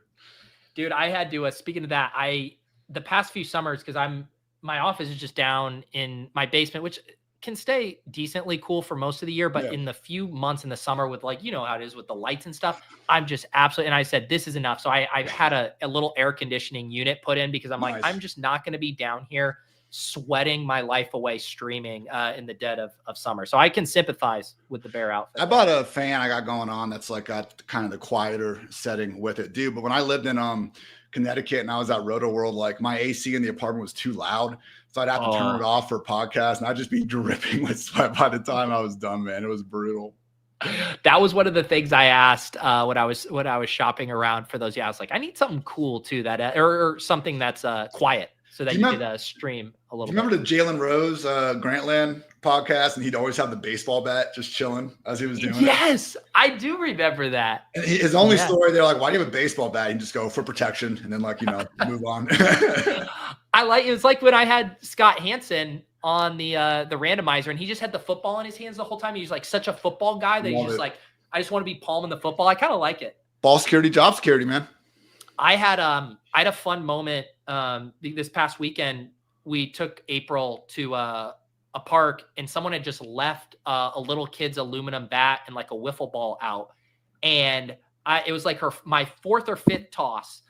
She made contact on there, and I just felt like my dad testosterone just overwhelmed. I was like watching April just make contact on the baseball bat. I'm like, let's get her in T-ball right now. Yeah, I need it. Start getting a scholarship. I heard I think like for the amount of people that play it in high school with the amount of scholarships that are available in college, women's golf is like the best thing to really get into it there. I know Dwayne's high school daughter's got quite a swing as well. So never know, man.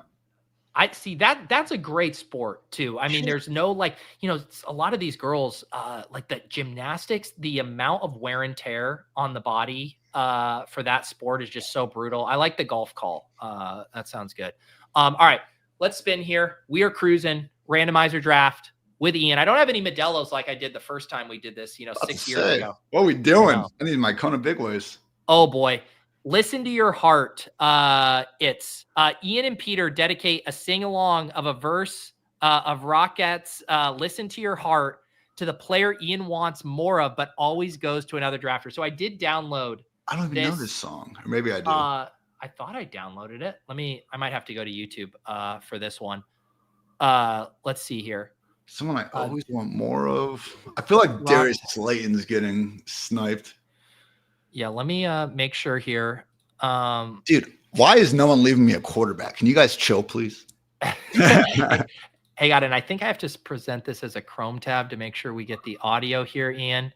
Let's just sing here. I don't know this song, bro.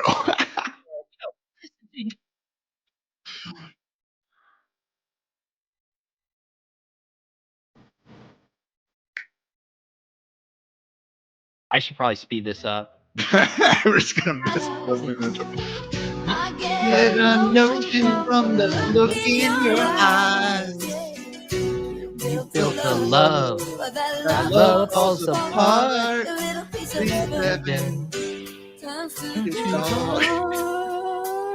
Here it is. Your heart Calling for you. Listen to your heart. Nothing else you can do. Who is it? Listen to your heart. CJ Stroud. Please. Let me go back. Let me go back. No. CJ Stroud is gone. Oh God. I need a quarterback. Jordan Love. Jordan Love. Okay. Screw it. I can't get fully boxed out. I have the music blasting in my ears because I hadn't closed out the tab yet, and I'm like trying to hear you. As she's just wailing. Yeah. I will say I agree. I've never done that song karaoke, but just hearing it here on the randomizer, I think that'd be a great one to belt out a few beers deep. Well played, man. I've actually never, I guess the only karaoke I've done in my life is right here on the randomizer. So shout out you guys. There you go. Okay, I got to spin again. No rest for the weary. I think our guy Coach Speak Index does legit best ball karaoke. So if you guys want that, but a way better voice, that's a brave man. All right, put Penix in. Ooh. Put the next 5 Falcons in reverse ADP order in the queue. Ian must make a sophomoric quip using the pictured player's name to clear the top player in the queue. Empty the queue and draft whoever you want. This comes from Emo Cowboy. I'm going to pull up these players here. So these names are all going to lend themselves to sophomoric quips here. So let me put them in the queue. Kyle Pitts stinks. Hang on. Let me put the Atlanta Falcons in the queue that are available. Pitts, Penix, Ray, Cousins, Teagan. Okay, quick. What did you say about Kyle Pitts? Is Pitts stink? Okay, Kyle Pitts stinks. All right, what do you want for Coker? All my Cokehead, Jalen Cokehead. I mean, that's shout out Cokehead. Yes. Nick Little Chubb. Nick Little Chubb. Chimmy Dyke. I don't fucking know. Look at his name. And then the Booty. Keyshawn Booty is Booty. Dyke's a Dyke. I'll let you pick. Who do you want? Give me Kincaid. Well, that's nice. You bail me out because if it's top of the queue, we're gonna get that there. The shimmery DK just saying Dyke, look at his name. Was a great way to handle that one. Sophomoric quips. Well done. Yes, man, you are so sophomoric with your humor, Ian.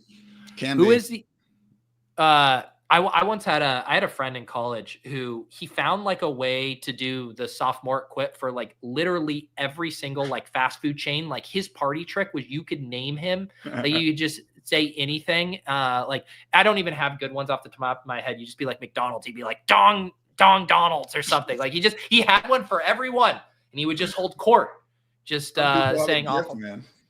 Yeah. Some of them that can't be said online anymore, that were allowed to be said IRL back in the day. I will say it's funny now that they have the feature on Twitter where like you can still see replies from people that have blocked you. I've realized, man, a lot of people have blocked me over the years. I'm guessing for, spreading misinformation and wait, how can you tell someone's blocked? Like if I'm looking at someone else's tweet and the replies in it, and it's sometimes like, okay, whatever, like they're dumb. Like I'll see like a funny reply from someone and they have me blocked, and I'm just like, damn, what happened? Or like reaching out to them, hey man, is everything like Silicon Valley or something? Like, hey man, let me explain to you my idea here. Can we be friends still? I always I haven't seen it in a while, but like an account that you don't recognize at all that blocked you, and you're like, what did I do? Right. So again, Evan Silva and I've always joked about this. Like sometimes you'll have a fantasy tweet, like get out of the fantasy community and go more to the larger fan bases. And I can see how I perturbed a few people over the years. It's like when a NFL player like blocks me, it's like, yeah, I get it. I'm sympathetic to those guys, and I feel like you're hearing it more and more now. I feel like they resent sports bettors even more than fantasy players now, because the fantasy players are still bad and they talk shit. Like if the players are searching their name without an at, all right, like they can still hate me. Like feel free. Like it is what it is there. But I feel like when you add them, like come on, don't do that. Yeah, and where I've seen the Venmo request to the players. You lost me my parlay. Now you have to compensate me for my shitty bet. Oh, goodness. All right, Rashish. I think Shaheed is already gone, but it says put Rashish, Shaheed, or the next available saint in the queue. Ian must end each sentence with sheesh until OTC to pick who he wants. Every sentence you say from this point forward until this pick needs to end with sheesh. Sheesh. Hey, I will say there should be a little bit less sheesh, aka concussion balls for Chris Olave this year. Now Derek Carr's gone. Yeah, another guy who has blocked me, so that's another sheesh right there. Sheesh. Don't forget at the end of each set, who's the RB2 on the Saints? Is it Devin Neal or Kendre Miller? I think it's Kendre Miller, but you got to keep in mind the amount of sheesh that's going to be going on in this offense as it is. So who's really the winner? But you want to talk about, potential sheesh. How about Juwan Johnson making all that money and still being, such a late round guy? So, okay. You passed the sheesh test, which so many quarterbacks. Cam Ward, Anthony Richardson, give me Richardson. Yeah, I mean, we're drafting the Colts. We were talking about him. We need to go one more probably after this. Yes. Okay, let's spin again here. We are cruising. I hope he's healthy, man. He was having shout out Cooter Doodle. He was having such a nice year before he freaking had that meniscus. All right. Fantasy lifer put Deshaun Watson in the queue. Ian and Pete play fantasy district attorney and argue for 3 offenses which, when drafted, should immediately sentence drafters to a federal fantasy prison for life without parole to take whoever you want. This is going to be dicey here. All right, Ian, the court opens the floor to you. Which team? 3 offenses. I think we just talked about one in the Saints. Other one has got to be the Cleveland Browns. I'm sending anyone who drafts Steelers to jail, which means I'm sending you for DK Metcalf. I mean, this team is outwardly thumbing their nose at the entire quarterback position. Jalen, and I send you to jail. I send you to jail. Jalen Warren, this is the year, Pete. 0 RB dream. Come on. Okay, who's the third offense? I don't know. Fuck. You're getting all right. It's Deshaun Watson. You just got Deshaun Watson. You said you wanted a third quarterback. Dude, I drafted this dude last 2 years. I deserve to have him at least one share in 2025. How crazy is it that I saw this Shadur Sanders quote that Watson's still hanging around in the locker room there. It's just how do they not? You drafted 4 quarterbacks. Let's move on. Dude, like you see the Cleveland local guys, like I think the Browns should explore a trade with Deshaun Watson.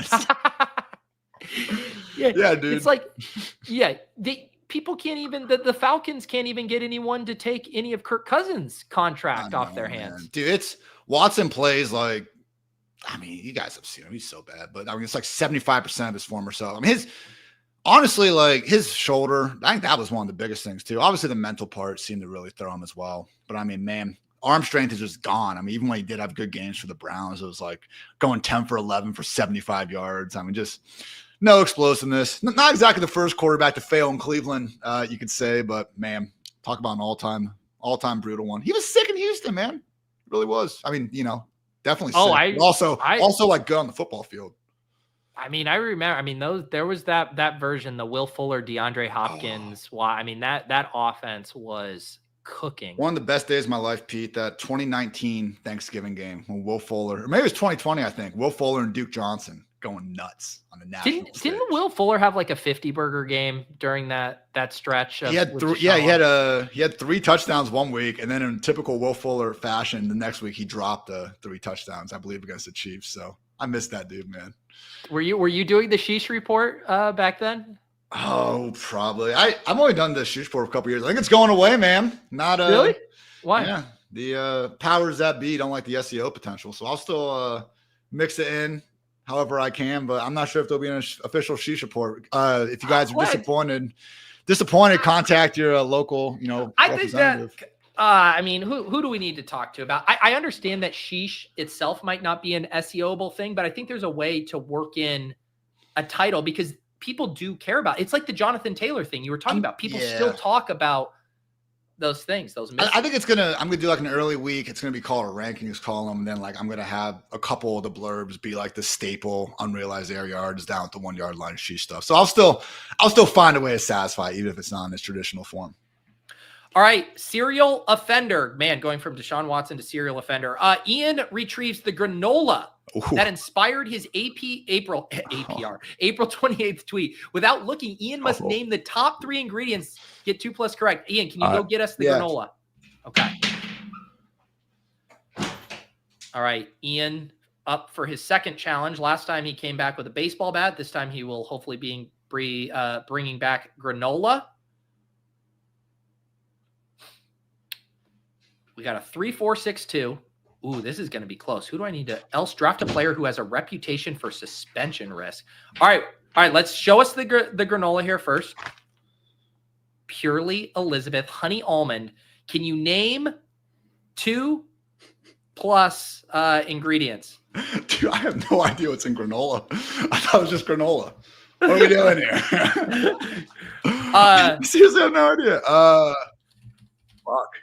Dude, like my wife just picked these things out for me too, because all the ones I picked was like too much fat and all this. Can you name protein and I don't freaking honey?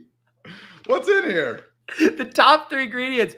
Tell us what it is. What are the top 3? Organic certified gluten-free oats, organic coconut sugar, organic coconut.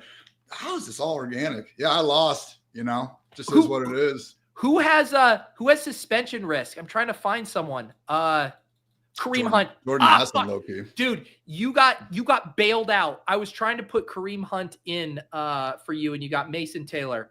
Let's go. Probably the last guy to have suspension risk. Jason Taylor's son, first year in the league. League will bury that.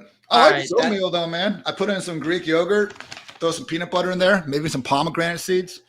I had to cut out my trying to lose a few lbs like slowly, and I asked like Chat GPT, I was like, what about my diet is like definitely not helping this? And there was like the salami sandwich every day, apparently. Ian, not great. I put this one in. Someone put this in. This one is so unbelievably easy, but it has such a cool tie-in that I decided I had to leave it. Burrow boys, Pete and Ian play 6 degrees of separation and identify the chain of people that connect Ian to Joe Burrow. If they cannot, draft Drew Sample. I feel like you could do this in one. You want to do it? Connect me to Joe Burrow. My best friend got married at the same place Burrow did. But okay.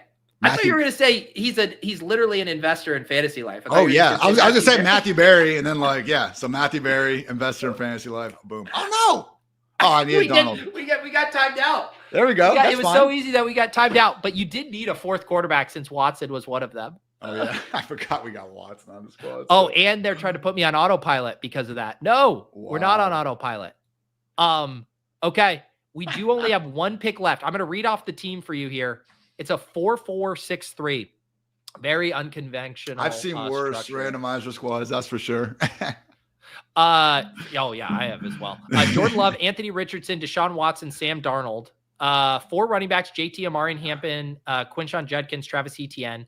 6 wide receivers: Jefferson, Higgins, Metcalf, Rome, Pittman, Kirk, and then 3 tight ends: Jonnu, Kincaid, Taylor. This is honestly not bad at all. Bro, I mean, come on. You're cooking. I'm just being contrarian here. That's all it is. If you guys think it's dumb, I'm being contrarian. You should have let the record show. There was no specific. Oh, if they cannot draft Drew Sample, well, you did get that. We just didn't get the pick you wanted in. Mason Taylor should be Kareem Hunt. That's the only tweak. Yeah, Kareem Hunt doesn't have suspension risk though. I mean, his backstory says he's liable to not I be guess, an outstanding citizen. Definitely relative to Mason Taylor. Are there any players who are starting off the season suspended that we already have that are relevant? It sounds, I don't think so. It sounds like the only 2 at even somewhat chance, I think, are Rashee Rice and Jordan Addison. Yeah.